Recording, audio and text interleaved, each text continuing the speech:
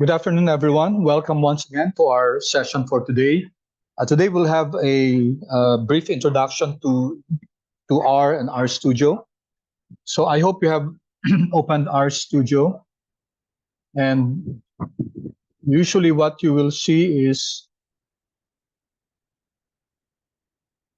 an R script.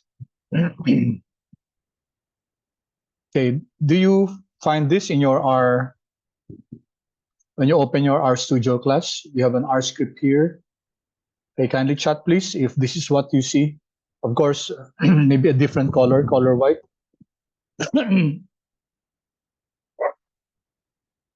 Okay, thank you. Okay, first, let's, what we're going to do is, we're first going to get where your R will save your files if you're going to save that by getting the working directory. So the function for that is get WD, get working directory. I'm going to use the console, okay, to write my code here. Get working directory. This is where R will save your files when you save it, the default directory. So Control Enter, and here the working directory that's currently used for me is under C users admin desktop. So this is the file location. Okay, of course you'll have a different location. Excuse me, class.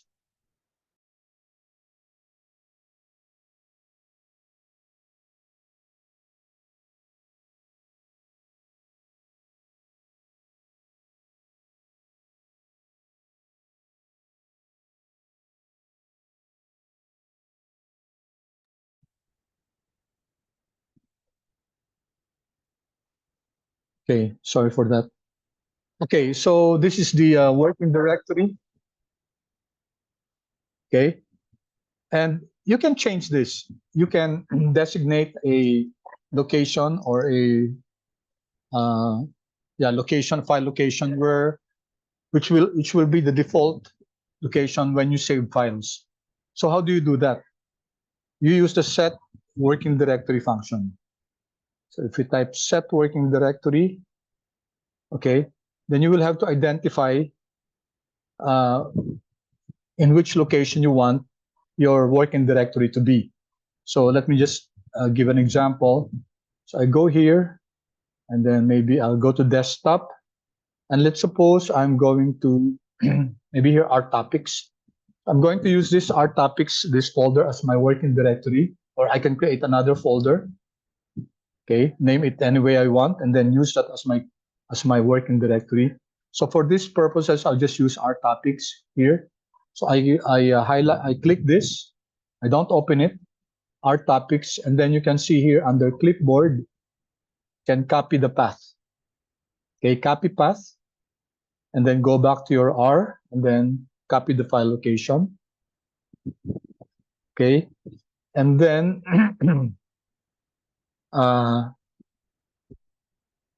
we just replace the backslash with the forward slash, because R does not want the backward slash.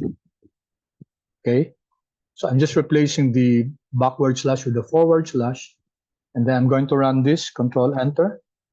So let me check now my working directory, get WD, Control Enter. So my working directory now is this one, the file location that I have chosen. Okay, but for us today, we're not going to use. We're going to create a working directory based on another method. Okay. So before we continue, we can change the appearance of our interface. So maybe you're using a white interface. So I'd like to have the class to choose which interface they want for me to use. So I go here to Tools, Global Options, and then here I choose Appearance. So I'm using now Cobalt. I can use Chrome, a white background. So if I use that, okay, so this is what will appear when I give a lecture or when we discuss our lessons. Okay, it will have this white background. So could we have a votation? Which would you prefer? That one or appearance, the Chrome or the Cobalt?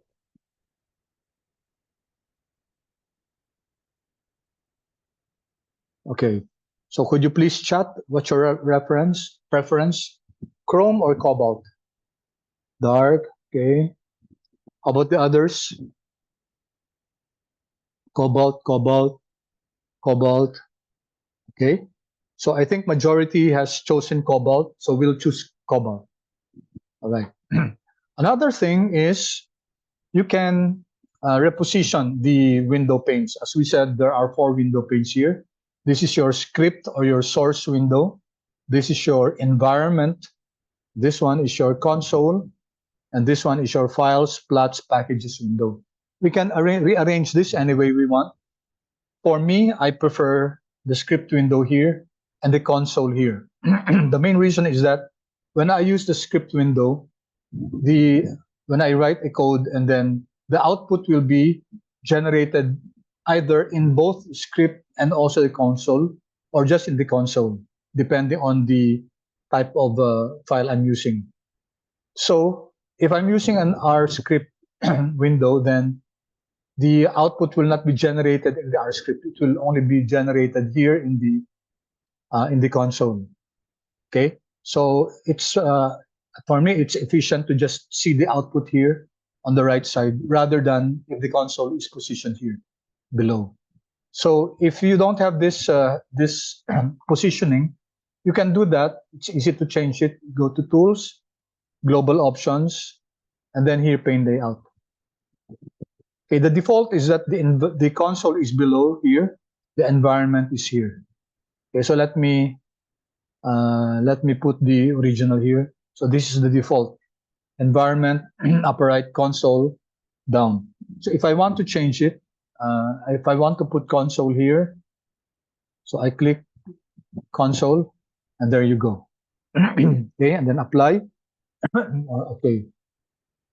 So now it will now appear as script or source window here, and environment, and then console, and then the files window.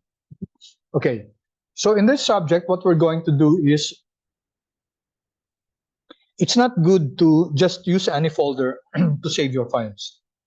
The most efficient way to work with R and R Studio is to create projects. So how do you create projects? And why is it important to create projects? The reason why it's best to create projects is that our the projects will act as a default folder for us to save the files. So even if you haven't saved the file, and let's say there was a power outage, and then you lost, and then there's a power failure for your computer, then if you are working in a project, it automatically saves either the R Markdown or the R script you're working on. Imagine if you have already had, let's say, 500 code chunks, and then suddenly there's power outage, and then you lose the R file. That happened to me several times in the past. And then it was only then that I discovered about the R project. Okay, so from that time on, I have been using R projects because it's very convenient and it's very efficient. So the question is, how do we create an R project? So my suggestion is, for this subject, let's create one full folder, one R project for the subject, and then inside that R project, you have several other folders for the topics. So this is how we do it. Okay, so you go here, File, and then you can see here New File. So we can create new files here, but we're not going to create a file. We're going to create a project. Here, new project, click this. So file and then new project, and then this will appear, new project wizard. So we would want to create a new directory. Let's click this, new directory, and then new project. There. And then we can give it a directory name. Let's just call it FINLYTS K32, and then T3 AY 2023 to 2024. Okay? Tama ba? 2023 to... Mali, ano? 2022, mali. 2022, 2023 ito pala. Term 3. Alright. 2022, 2023. FINLYTS. And create the project as a subdirectory of what? So I'm just going to create it as a subdirectory of the desktop. Okay, so I'm going to put it inside in the desktop. No? Okay, so nasa desktop siya. Okay, open. All right, so yan, makikita natin dito desktop. And then let's click this, open in new session, and then create project. Once I create that, a new project will be open. Notice that there's an open project here. Okay, so this is an instance where you can have two instances of R. So if you take a look at this FINLYTS K32 T3, this is what we opened. And this is the other one that I opened a while ago. So let me just close this. I won't need that anymore. And if we go here to, okay, dito, no? So andito yung binuksan natin. FINLYTS K32 T3 AY 2022 to 2023. So if I open this, you will see that this one is your R project. Okay, as you can see, the icon is quite different.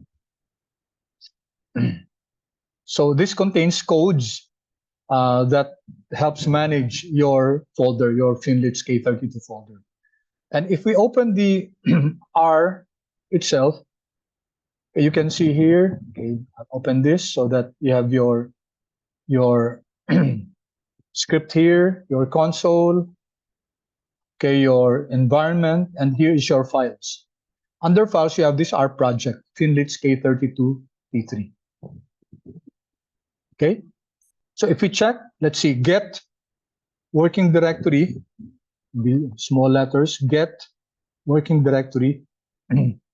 Let's see where is our working directory for this particular project. And you see that it's here. It's inside FINLYTS K32. This is the project that we created. So our working directory will be the project, will be the directory of the project. Okay. All right. Then inside that, we're going to create another project. So we're going to create projects inside our main projects. So our projects will be our lessons. So let's create another project for the first topic, which is introduction to our data and data structures. So how do we create that? You go to File, and the new project. And then let's create another new directory, and then new project. And then let's name this, I'll call it 1 to mean lesson number 1. So this is intro to our data and data structures. Okay, so this will be our first lesson, introduction to our data and data structures. Okay, and which subdirectory will this be of? Of course, we know that this will be a subdirectory of what we created here, FINLYTS K32 T3. I want it inside there. Okay, so I created a folder, I created a project for our section. Inside it will be our lessons. Okay, open. All right, then again, open a new session and then create project. So aside from this, which is our mother folder, it will now open another folder, which is intro to our data and data structures. That's another project. And you can see here immediately that inside our FINLYTS K32, let me first show this. Inside our FINLYTS K32 is another folder. This folder is actually another project containing intro to R. Okay, so I can close this now. I'll just close this now, and just open this one, the new one, intro to R and data structures, data and data structures. Okay, let me pause for a while and allow you to catch up. Maybe some of you are still doing it. And when you're done, kindly please chat yes, which means that you're ready, that you're done with that part where you created a project for the whole subject and project for the first topic. Okay, thank you. If you have any questions, please feel free. I might be going too fast, no? Please interrupt me, class, if I'm going too fast. Kasi hindi naman to sprint, no? This is more of a marathon. It's a long, winded journey natin to for the whole term. Okay, so looks like, let me see. Okay, konti lang nag-yes, no? How about the others? Unless yes na iba dun sa 1, 2, 3, 4, 5, 6. I'm going to give you a few more seconds, please. Are there any questions?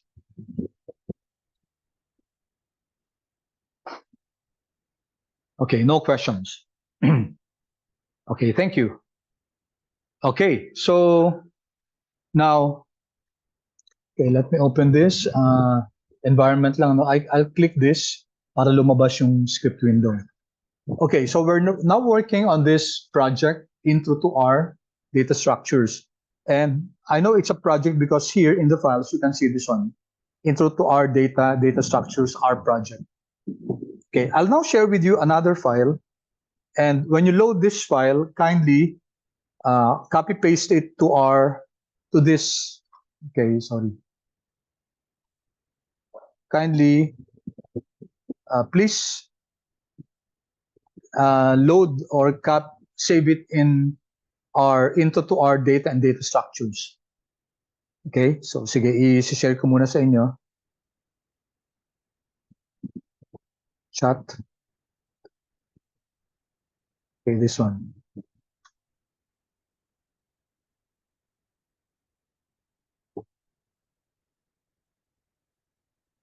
Okay, kindly save that.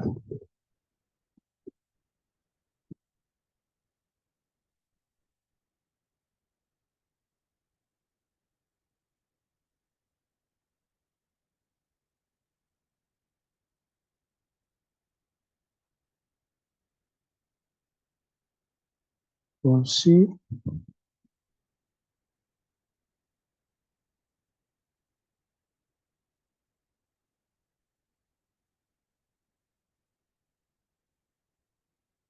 So save it here, class, no, sa Intro to R, data and data structures. Sa our project that we're working on now. Okay, if you have done that, kindly chat, please. Yes, so that I know you're ready. I'll be continuing already. Okay, thank you. So let's wait for the others.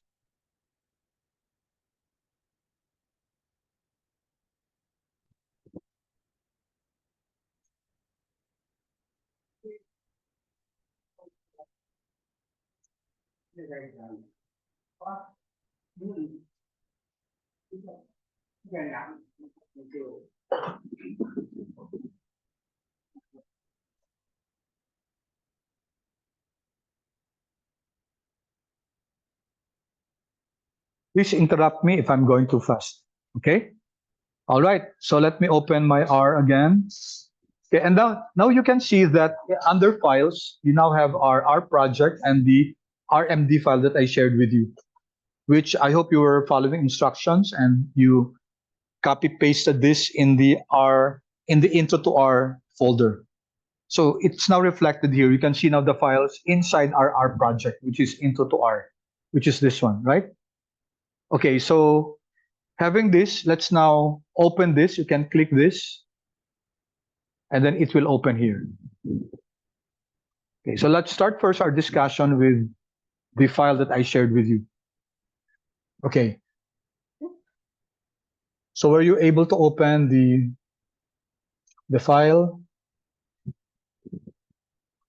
I'll be asking questions along the way. I want to be assured that all of you are able to follow.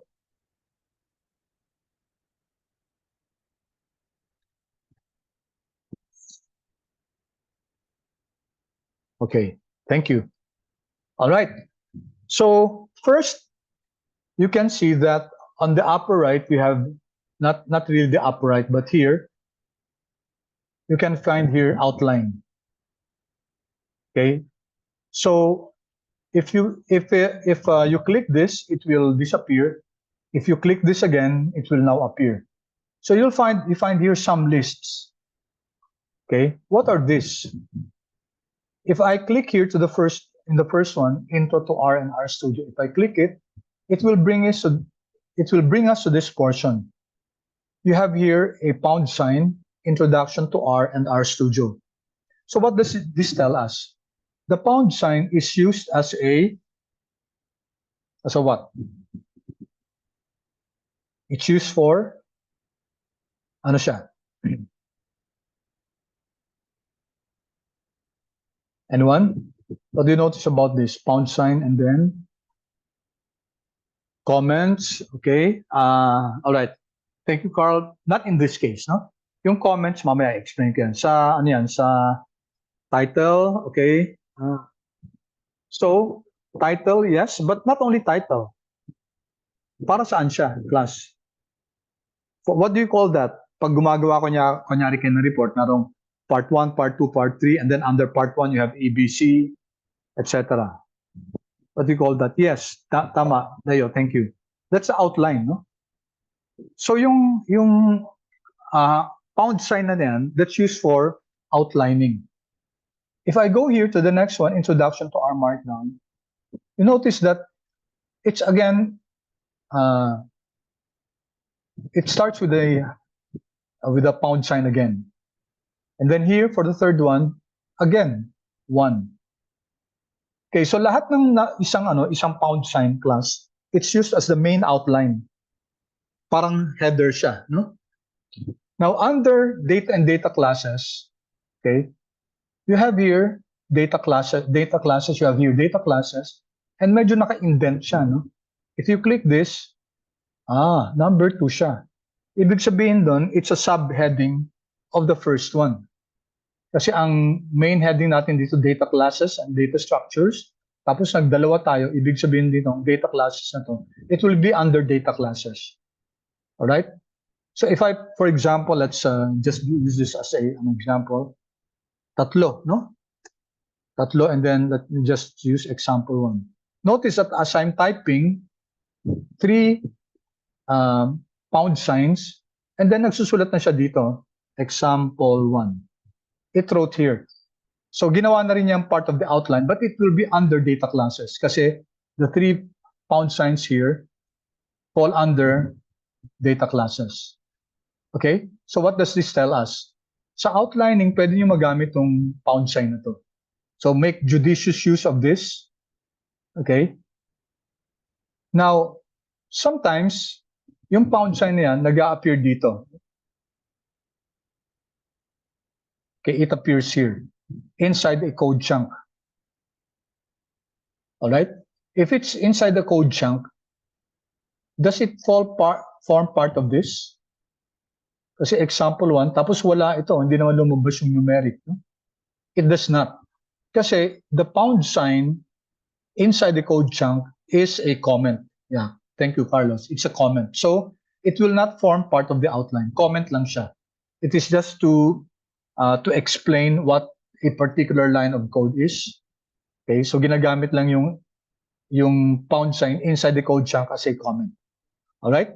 So in your output, make sure to make use of this of this pound sign, no? Para maayos yung of course, this one hindi maganda yung pagka-outline. Kunyari ito, example 1. Example 1 it should be under a particular, siguro, dapat dalawa yan kasi data frames is 1. Dapat siguro, it would have been better if example 1 should be, yan, under data frame siya. So this was meant just to illustrate, okay, to make proper use of even this symbol, this pound sign, okay, to improve your outline. Okay, so that's just what I want to say about the outline. Okay, so let me close this. Now, if you take a look at our RMD file, okay, so magko-construct muna ako ng If I open here, new file, so merong R script, merong kwarto presentation, merong R notebook, merong R markdown. Si R notebook parang R markdown din yan. It's an improvement. But the kwarto document is now the latest. So if I open an R script, ang shortcut niyan, Control-Shift-N. If you try Control-Shift-N, okay, mag-open siya ng panibagong R script siya. Sa Mac, ano ba sa Mac? Control or Command-Shift-N. Pakitry nga, Mac users. If you use Command-Shift-N, are you getting a new R script? Mac users, kindly please chat. Okay, thank you, Krisha. All right, so Command-Shift-N or Control-Shift-N to open an R script. For our purposes class, we're not going to use an R script that much. Rather, we're going to make use of an R markdown. Okay, anong difference sila? A lot of difference. Number 1, R script, diretso na, wala siyang tinatawag na ganito. Wala siyang ganito. What's this? So you have here 3 dash lines, beginning and ending. Tapos inside here are instructions on how this document will be either printed or modeled or formatted. Kasi in fact, you can create a book out of an R markdown file. Maraming gumagamit na nun using a package called Bookdown. Okay, so I'm going to show you in the course of this subject examples of how to navigate through this. But on your own, I wish that you would look at examples of creating, we call this a YAML. I'm not sure if I mentioned this to you last time. This is your YAML, which is yet another markup language. So that's your YAML. Okay, and this contains instructions on how you can format, you can print, you can generate a report for the whole document.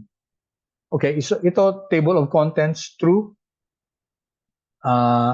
Let's delete this first. Itong POC flat kasi nagkaka-problem dito. We'll go back to this in the future. So ganyan na muna, no? Okay. So introduction to our data and data structures, author ako, and then the date, you find here the date, no? And then HTML document. Now let's compare this. If I create a new RMD file, R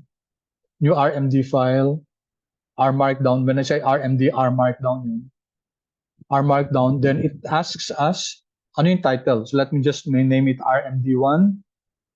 And then here, the date, I want the date to be variable.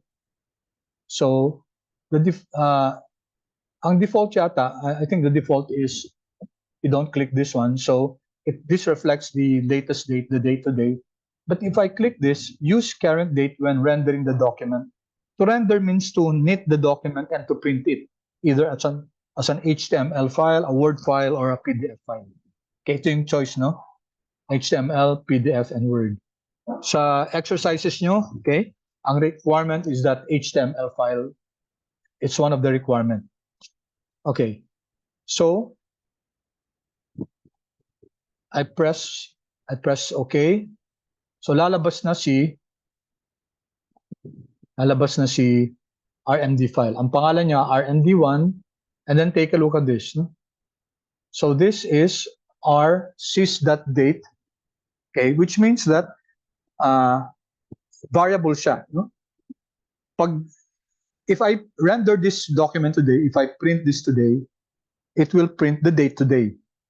Once again, if I open it next week, okay, it will print the date when I'm going to print it. So variable siya. It takes the system date of the computer. Okay, so this is a lot better than just giving the date, unless you want to fix the date to an absolute value. May 11, tapos kahit na ipiprint mo siya sa July or August, gusto mo May 11 pa rin. So this is okay. You don't have to use this kasi ito, variable to. Okay. So once again, let's take a look at this. This is the sample RMD file that R provides us. Okay, I'm going to give first an example of how to render. Okay, so here you have your code chunk, di ba? Now ito, code chunk, what's the secret? What's the shortcut class for creating a code chunk? I wrote it here. It's Control-Alt-I for Windows and Command-Option-I for Mac. So why don't we try that? So it depends on what machine you're using. If you're using Windows, okay, press Control-Alt-I. Okay, so automatically you will find there a new code chunk. And that's a lot better than typing backtick and then open parentheses and R and then close parentheses and then curly brackets pala and then backtick siya naman. So you can see that the difference between an R Markdown file and an R script file is that an R script file will not have this. Okay, pause for a while. Paki-chat please, were you able to use Control-Alt-I or Command-Option-I?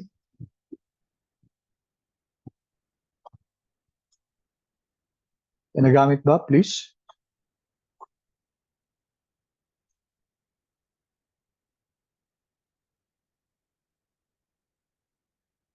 Okay, waiting for your responses, class.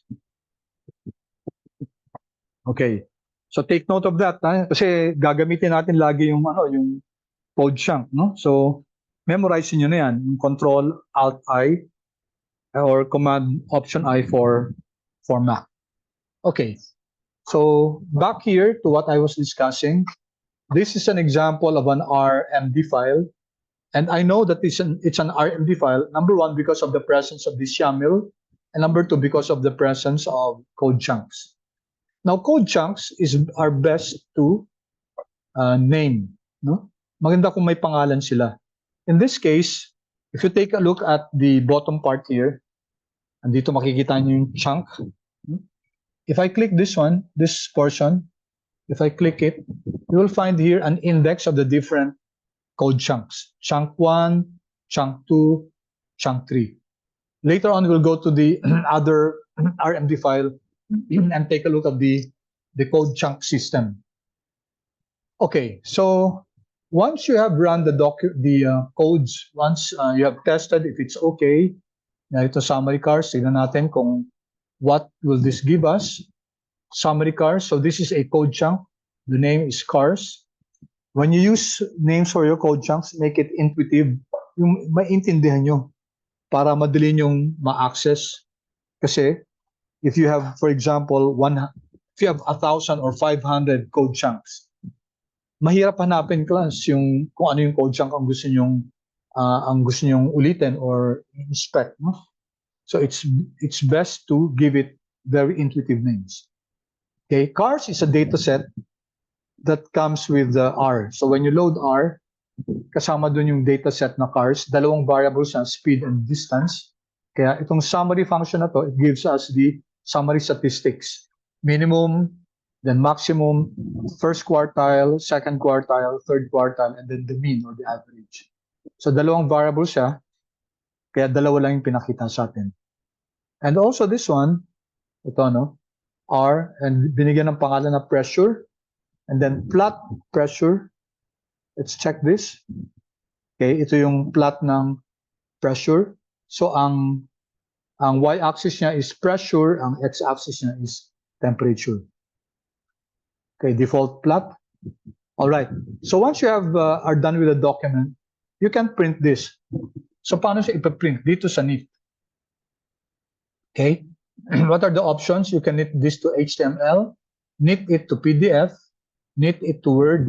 I leave you to explore how this is done. Okay, yung PDF from as far as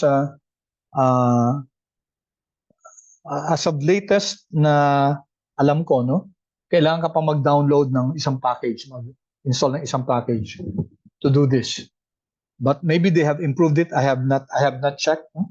Kindly check how to knit to PDF or to Word. Yung Word, madali lang, automatic yan. Pero itong PDF, may kailangan pa mga so add-ins na kailangan i-install sa PC nyo, sa computers nyo. Alright, so let's just knit it to HTML. So ang unang tatanungin dyan, ano yung file? Okay, what file do you want it to be saved to? Okay, and take note, saan niya sinesave? Dito sa ano natin, sa project natin, di ba? So pag magsisave tayo, pag nasa project tayo, okay, magsisave talaga yan dun sa project natin. That's the advantage of that. Kaysa kung nasa ano ka lang, nasa isang, hindi automatic yon. Kung nasa isang folder ka lang, tapos hindi siya project, hindi automatic na magsisave yun dun. Okay? So let me just call it this HTML_1. Save. Alright, once it saves, magre-render dito yan. Tingnan nyo. Ito yung ginagawa niyang procedure. Okay, so tapos ang bilis na. Kasi konti lang naman yan. And this is the output. This is the HTML file. Ayan. Okay? Ito yun, no? Okay, if I copy this, copy ko to, hindi makopy, Let me check. And yung file name na lang, mamaya na. Okay, so ito yung file na ginawa natin, di ba? Yung example ni R. Okay, let's take a look at the contents here. Number 1, ito yung title, di ba? Yan. Title, and then author, and then systems date. Okay. Next, you have R markdown. Ito na, no? And dalawa siya, which means ito class.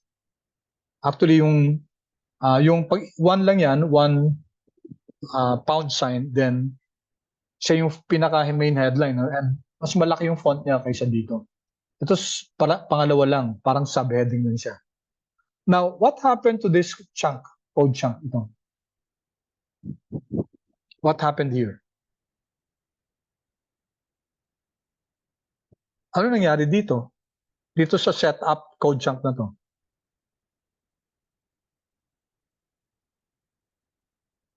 Anyone? Class? Okay, the answer there is we said that include is equal to false. So kapag sinama mo to dito sa code chunk natin, yung instructions nito, what will happen is that whatever output here will not be, this code chunk will not be included in our output. Kaya nga tinan nyo, hindi niya sinama yung result ng code na to. Pangalawa, yung result, okay, include is equal to false means hindi ipapakita yung code na yan. Also, ito, yung result nito, hindi rin ipapakita. So that's why, ito, yung knit R kasi, these are instructions on how you're going to knit your document. No? So, it will work on the sideline lang. Hindi siya pinakita dito. Okay? Which is okay kasi hindi naman kailangan talaga ipakita kung how the knitting is done. No? Okay, kaya nga susunod R markdown na. And then, notice yung susunod na code chunk ito, di ba? Summary cars. Okay, yan yung summary cars. And then lastly, lastly is the pressure. Here. Okay, what happened to pressure? Alright, ito yung plot ng pressure. Now, asan yung code chunk ng pressure? Ito yung code chunk ni summary cars, sinama eh. Sinama niya yung code chunk ng summary ng cars. Pero dito, hindi kasama yung code chunk for plot ni pressure. Why is that so, class? Why?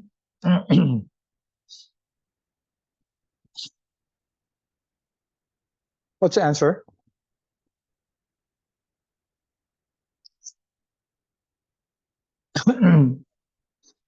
I hope you were able to generate the output.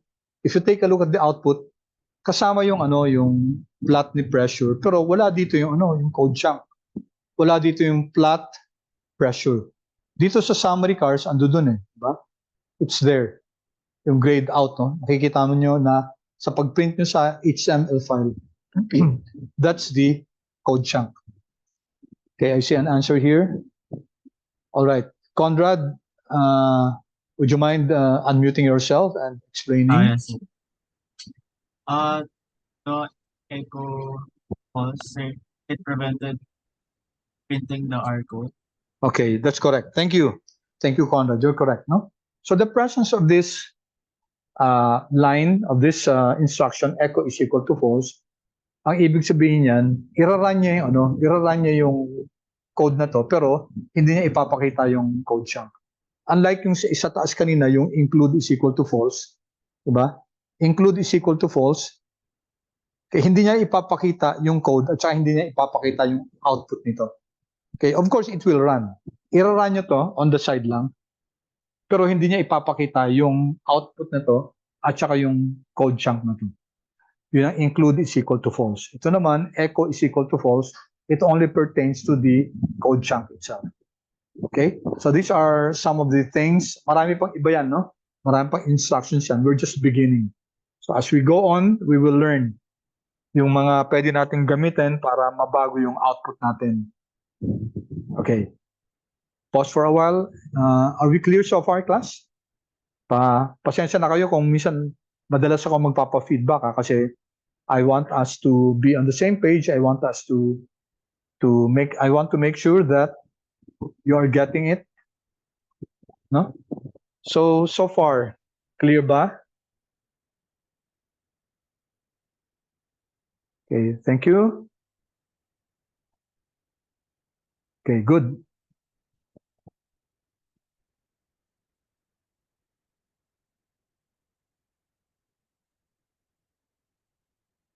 Okay. All right, so thank you so much for your responses. I hope everybody responds to my queries.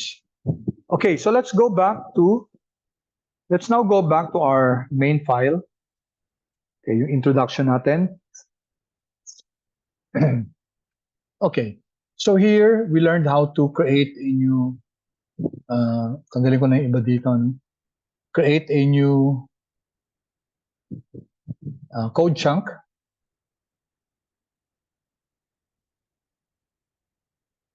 Okay, the function is Control-Alt-I. Okay, now let's have a brief introduction of what RMD is, R Markdown, RMD. So pag sinave nyo itong document na to, yung file extension na is RMD. Pag ang sinesave nyo lang is an R script, .r lang yun. Okay, so mag-example tayo. I opened an R script. Okay, ito, no? And then I'll save this sa folder natin. File, save as, okay, sample lang, sample1. So where will it save? Automatically, dun sa project natin. Tingnan nyo, ha? Save. Okay, tingnan nyo, class. Makikita nyo yung mga files natin sa project natin. Nadagdagan na naman ito. It's a sample1.r. Okay? So this is just a script file. On the other hand, this is an RMD file. Ito. RMD file siya. Okay? So let me just close this. And then this one,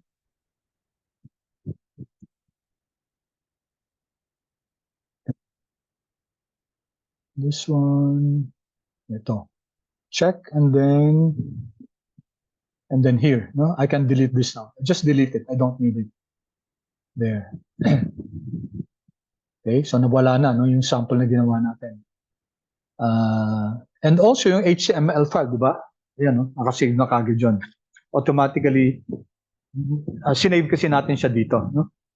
Okay, so again, back to our discussion about R and R Markdown. Sabi natin, R Markdown combines Markdown and which is, si Markdown kasi, it's a language also. It's used to write plain text formats.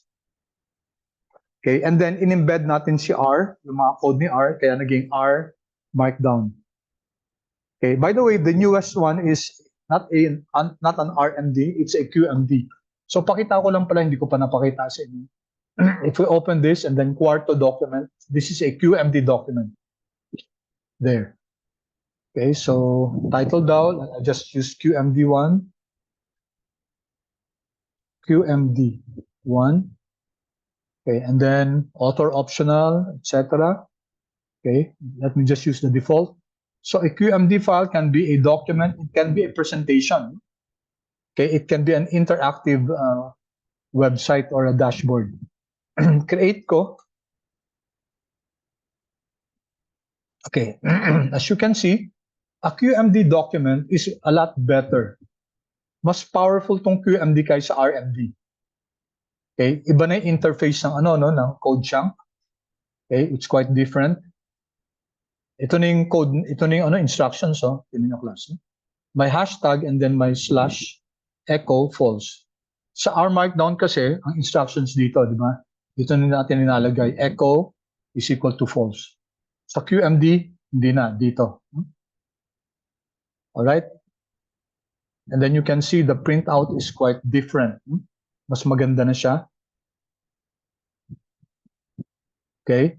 Tapos ito din yung YAML niya. Okay, and if we save this, file, save as, QMD, QMD1. If I save it, okay, lalabas din dito, class, di ba? QMD.QMD. So this is a Quarto Markdown.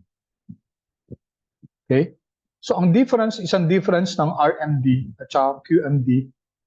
Sa RMD class, you can put images here, pero may particular instructions ang gagawin, may coding na gagawin bago ka makapag-insert ng image, ng picture, etc. Sa QMD, hindi na drop down na lang yun, no? Okay, format, you can change yung text, bullets and numbering, mayroon pang block code dito or code block, maganda to, no? Magandang gamitin to.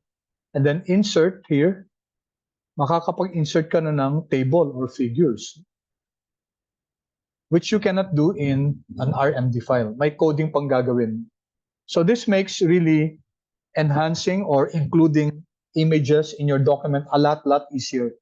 Kasi dito medyo challenging yung sa RMD file. Challenging yung pag-insert ng mga images. Okay? So, sabi natin na ang advantage ng RMD, and for that matter, yung QMD, is that you mix the text and the code components so that you have the code, both the code and the output in the final document. Diba? Ang pangit ng R script is that you can only write the text and the code. The output will not be generated there. Sa RMD file, you can write both the code, you can include it dun sa printout, and you can include the output. Okay, so that's the advantage of an RMD or a QMD file. Okay, so let's first take a look at the different types of data, the classes of data in R. So we're taking a look at 6 data types, data classes. First is numeric, then integer, character, logical, complex, and the date. So hopefully we'll be able to finish this this afternoon. Simula muna tayo sa numeric. No? Sa numeric, let's use a number, say pi. Si pi siya. No? If I click this, okay, lalabas yung value ni pi, 3.14, 15. Of course, this is approximated. And lumabas din siya dito. No?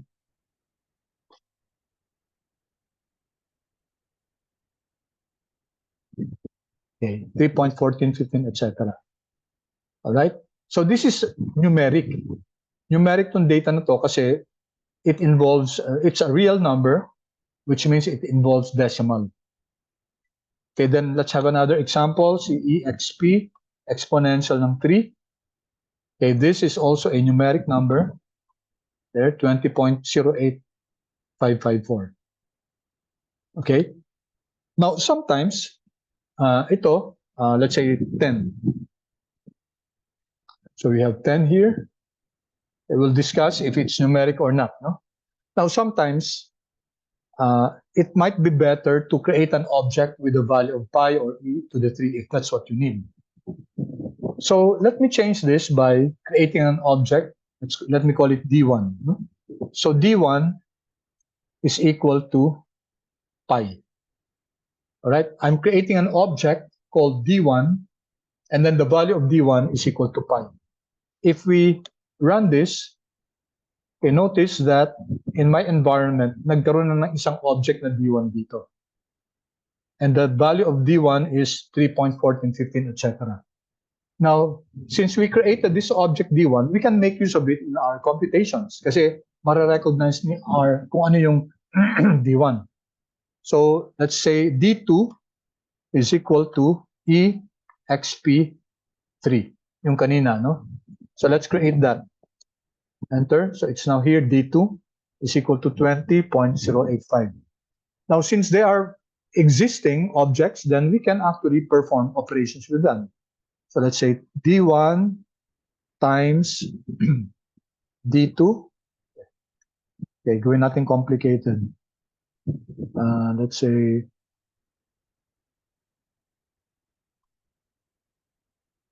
square root ng D1. Example lang ha. So I'm now performing this operation D1 times D2 raised to the square root of D1. Okay? Okay, and the answer is this one. So nagamit natin si D1 at saka si D2.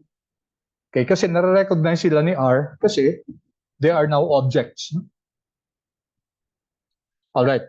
Now, it's not good, for me personally, it's not good to use the equal sign. Okay, kasi what if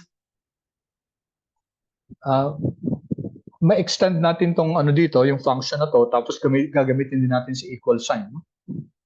That's why it's best to not use the equal sign, but rather, so let me just call this D1. Okay, pi. There is this symbol, no? And this symbol is called your assignment operator. Yan, itong symbol na to, no? This one. And shortcut yan sa Windows, it's Alt minus. And then sa Mac, it's Option minus. Okay, can you kindly check, please?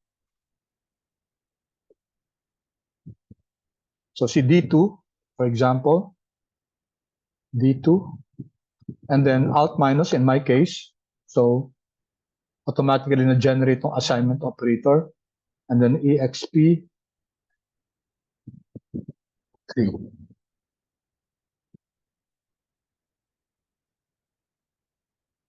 And then kindly try class, please, and then see if you get the same answers. And hindi nagbago yung ano, no? Hindi nagbago yung D1 and D2. Pareho pa rin. So the assignment operator worked. Okay, kindly chat, please, class, if you were able to generate the same result using the assignment operator.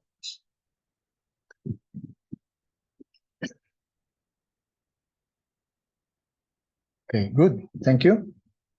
How about the others, class? I'm not seeing everybody answer. All right, thank you. Okay, good. Salamat. Salamat, class.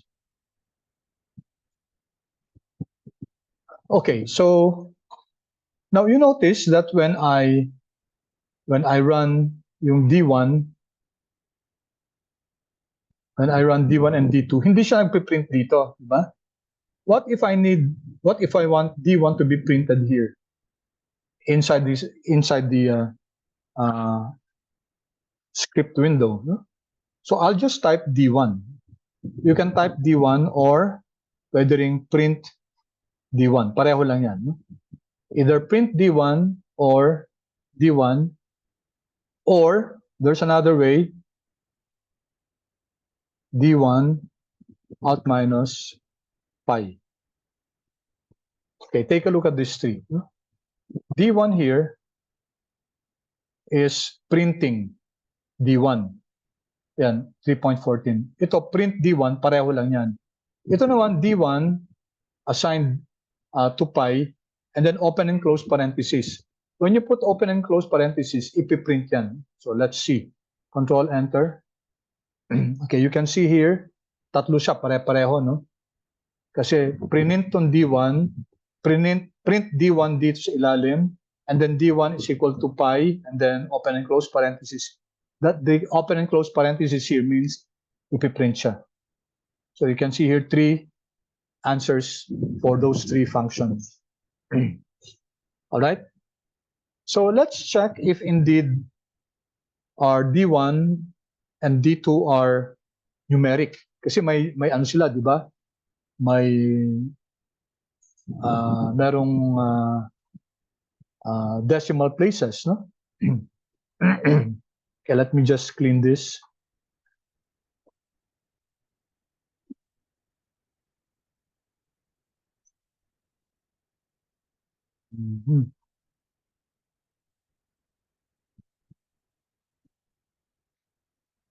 Let me just clean this. Okay. So let's use a class function. May functions are ang tawag class. Class D1, tinan din natin si class D2. Okay, and then let's print this. So both of them are numeric. So tama tayo. Si D1, yung pi, at saka si D2, yung exponent, a to the third power, they're all numeric. Okay, let's create this. Ito, si D3. D3 out minus is equal to 100. I-print natin. Okay, print natin. So ay lumabas yung answer dito, 100. And if we take the class, you might be thinking that D3 has a class of integer. Pero hindi. Okay, D3, which is equal to 100, is numeric.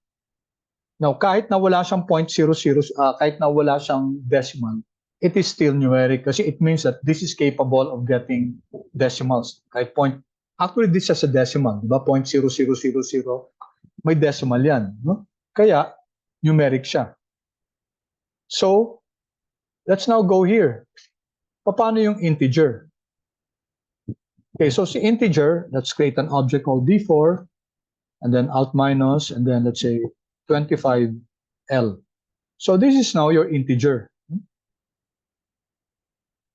Okay, print natin, and then comma, semicolon, and then let's get the class. Pagsabay na natin, class D4. Okay, so print natin ito si D4, and then we're asking for the class. Control Enter. All right. And as expected, print yung 25, tapos integer siya. So what made it integer? If you want to generate numbers that are integers, then you have to use L. That means long integer yan. No? Okay, and then it's here, D4. Of course, we can use that D1 plus D2 raised to the D3 times D4. Okay, kahit na integer yan or numeric, you can still use that as in an operation. Okay? Of course, mauuna dyan yung yung exponentiation. All right? Any questions so far, class? Clear yung clear ba yung numeric at saka integer?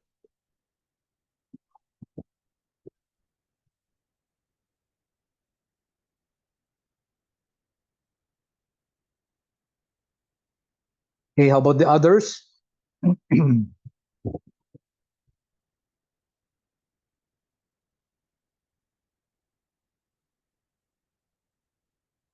Okay, great.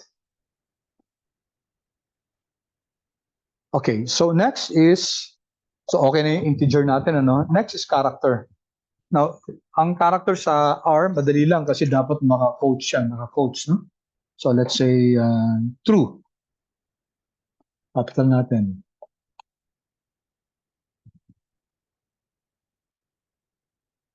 Okay. And then gawin natin ng D5, D5 alt minus is true. Ipa-print natin. Tuloy-tuloy na lang. Print D5 class D5. Yan. So tatlong functions yan, no? Tatlong codes. D5 is true, print D5, and then ano yung class ni D5? So let's run this, control enter. I expect,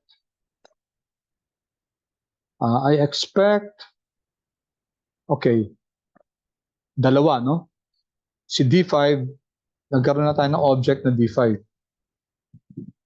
Now, print siya because of this one, D5. And then class character. Alright, so ang character class, it's indicated by a quotes. Si logical iba. No? Si logical kasi true or false yan. Binary din yan, di ba? Binary siya. So let's create this object D6, alt minus, okay? And then let's say true,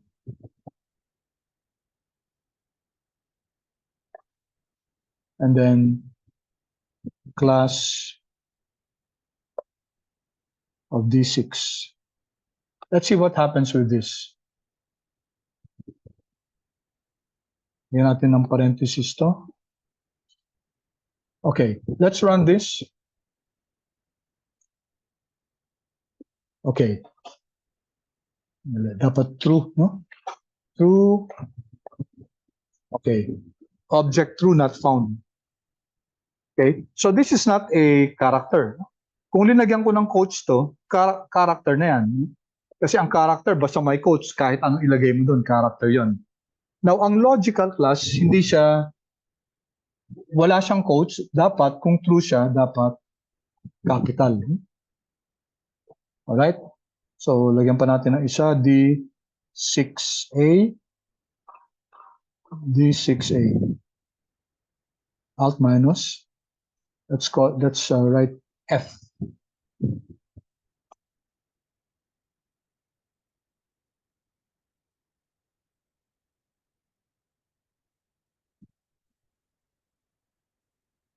Okay.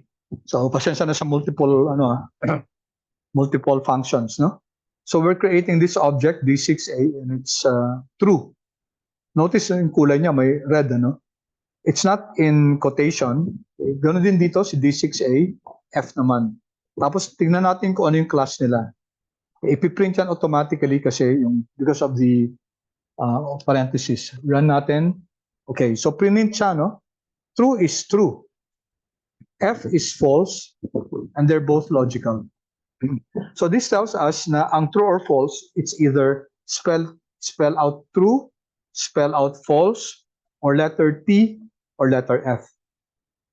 Personally, I do not suggest using just a single letter T or F.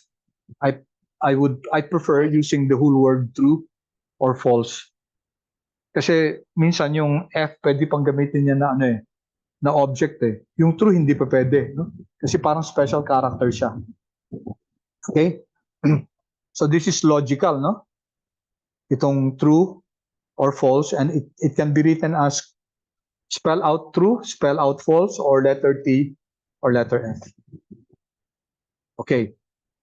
Then we have complex, no? Ano yung complex? If you recall sa sa algebra nyo, okay, let's you have the real number plus the imaginary number. 2i na lang. Okay. D7.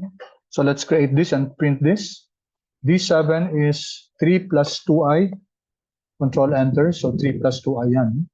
And then if I get the class of D7, then it is complex.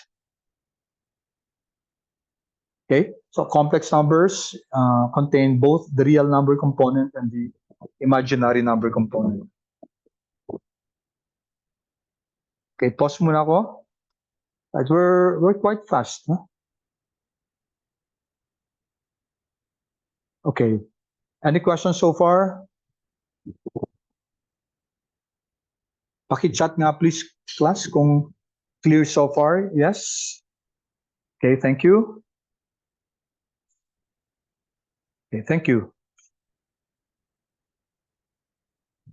Okay lang ba, class, yung speed ko? Hindi ba ako masyado mabilis? Pakisabi, class, kung mabilis, ha?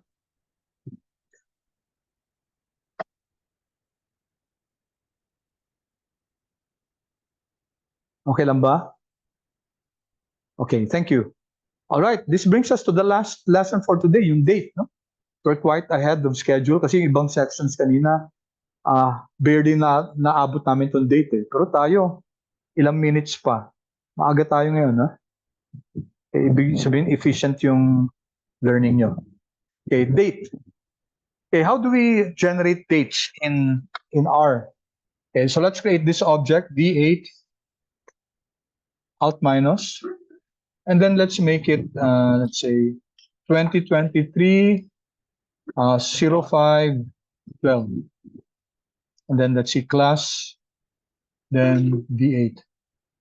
Tingnan natin, class, kung anong class to. No? So we're creating this object D8, and it's 2023 5 12. Okay, so let's run this. Run natin to. Okay, ang lumabas, 2006. Okay, so it's 2023 05 12. So what do you think, class? Hindi siya date, eh.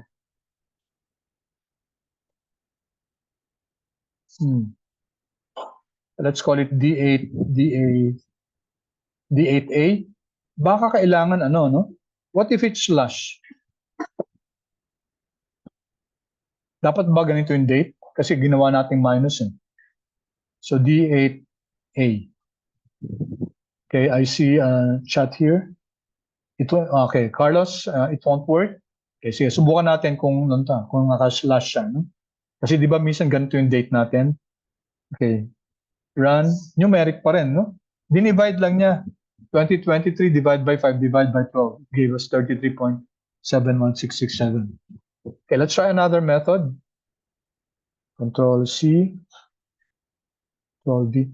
Baka kailangan may ano, kailangan ba may quotes? Balik natin dun sa dash. Sa dash. Okay, let's name it 8B, no? D8B, D8B. So what results with this code? Let's see. Okay. Character siya, di ba? Di ba sabi natin pag may quotes, character siya. Okay, ganun din kung gawin natin tong slash, no? Character din yan. So how do we make it date? Okay? Dito na, D9 na lang tayo. D9 alt minus. Okay? And then, so 2023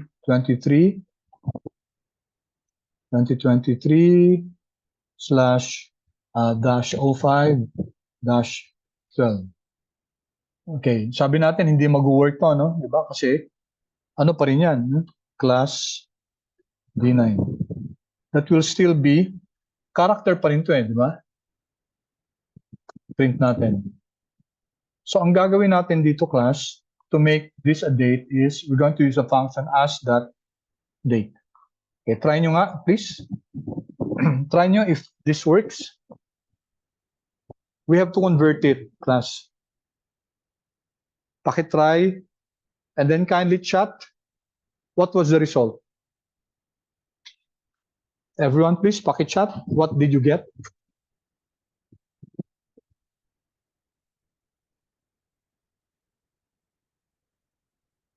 Okay. Thank you. Kay Matthew, sabi niya, date na, no? So, kay Matthew, okay na, date na siya. No? How about the others, please? Could you kindly key in your answer? Same, Conrad. Okay, date then. Okay, waiting for the others to respond. Carlos, okay na? Thank you. Okay, Yang, Migs, Divine, Esther pala to, no? CC. Esther. How about the others, please? Hopefully, I get 100% response here. Works now, Jericho. Thank you. Okay, LJ. Thank you. How about the rest, please? I hope you were able to get it. Okay, good. Good. Thank you. All right. So let's have a brief review of what we have discussed so far. What we have learned today is the use of yung Control Alt I to generate, or Command Option I to generate a code chunk. And we said when you use code chunks, mas maganda kung may pangalan siya. Give it a name, give it a instructive name. And then code chunks can be, you can modify, or you can include other codes for code chunks to manage how the code chunk will behave. Kung ipiprint ba siya, kung ipapakita yung code, etc. So marami pa yan, no? So it will be good also, class, for you to do some research on what are the most popular uses of codes in modifying the output for code chunk. Right, then we went into, tinignan natin, class, yung also your assignment operator, di ba? We looked at the assignment operator, yung alt minus or option minus. Okay, dito yun. This is the assignment operator. And we said it's better to use this one as compared to an equal sign. Mas maganda yan. So we looked at numeric as data classes. We looked at integer. Pag integer, dapat may L, no? If we really would want to make use of an integer, dapat may L siya. Okay, kunyari 100, numeric yun. 100L, integer yun. And then we learned about characters. Okay, dapat may quotation. Okay, and then also logical values, true or false. Okay, and then complex numbers, and then yung date. So kailangan natin kinonvert muna sa as.date. Okay. All right. For next meeting, pause muna, stop recording ko na.